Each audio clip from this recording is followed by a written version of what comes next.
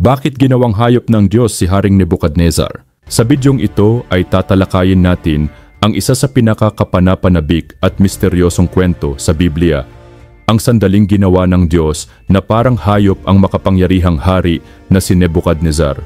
Nais mo bang malaman kung bakit ang isang makapangyarihang hari tulad ni Nebukadnezar ay nauwi sa paggapang sa lupa, pagkain ng damo, at pamumuhay tulad ng isang hayop? Anong dahilan upang ibagsak ng Diyos ang ganitong uri ng matinding parusa? At ano ang kahulugan nito para sa atin ngayon? Ang kwentong ito ay puno ng mga aral tungkol sa kayabangan, kapangyarihan, at ang kapangyarihan ng Diyos. At tiyak na hindi mo gugustuhing palampasin ang kamanghamanghang pagbabago na naganap sa dulo ng kwento.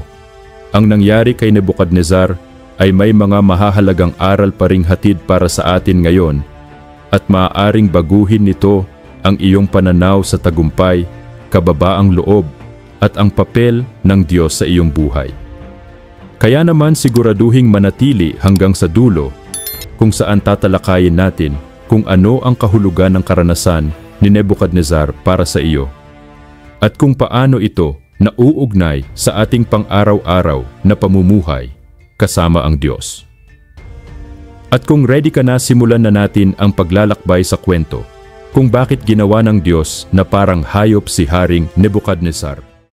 Bago natin talakayin ang pagbabagong nangyari kay Nebukadnezar, ay tingnan muna natin kung sino siya at bakit mahalaga ang kanyang kwento. Si Haring Nebukadnezar II ay hindi basta-bastang hari lamang. Isa siya sa pinakamakapangyarihan at pinakamaimpluwensyang pinuno noong sinaunang panahon. Naghari siya mula humigit kumulang 605 BCE hanggang 562 BCE. At sa panahon ng kanyang pamamahala, narating ng Babylonia ang rurok ng tagumpay nito. Sa mga hindi pamilyar ang Babylonia, sa ilalim ng kanyang pamumuno, ay nakilala dahil sa kayamanan, lakas militar, at mga nakakamanghang arkitektura.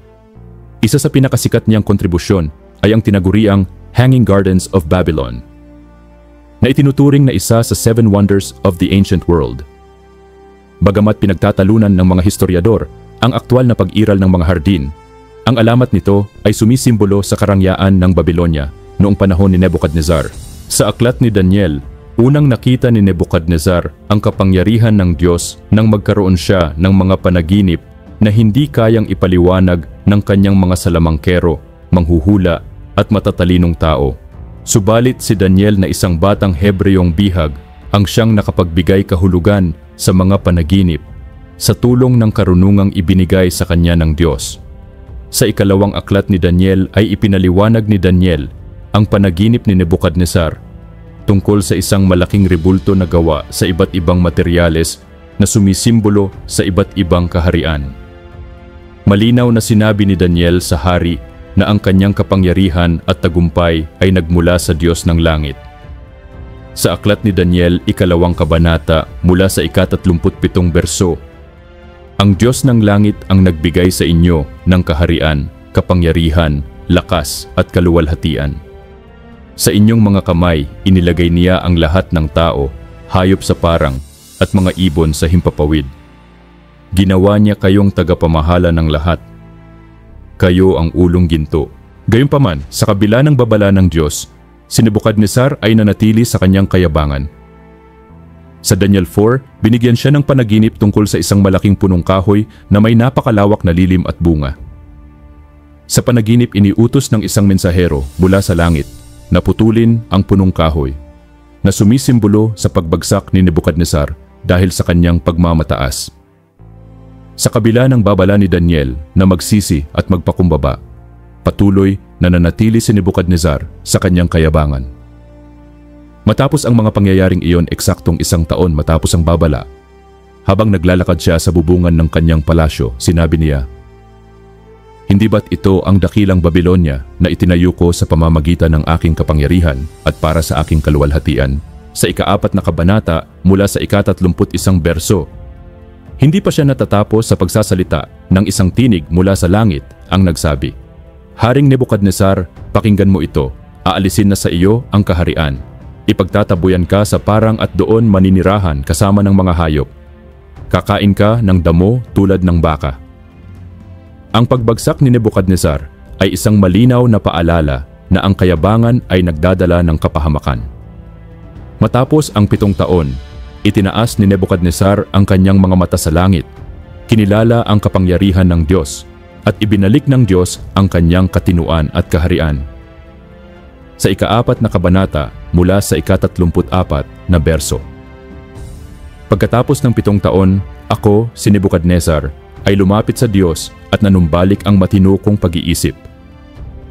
Kaya pinuri ko at pinarangalan ang kataas-taasang Diyos na buhay magpakailanman. Sinabi ko, ang paghahari niya ay walang katapusan. Ang kwento ni Haring Nebukadnezar ay isang makapangyarihang paalala ng kahalagahan ng pagpapakumbaba sa harap ng Diyos.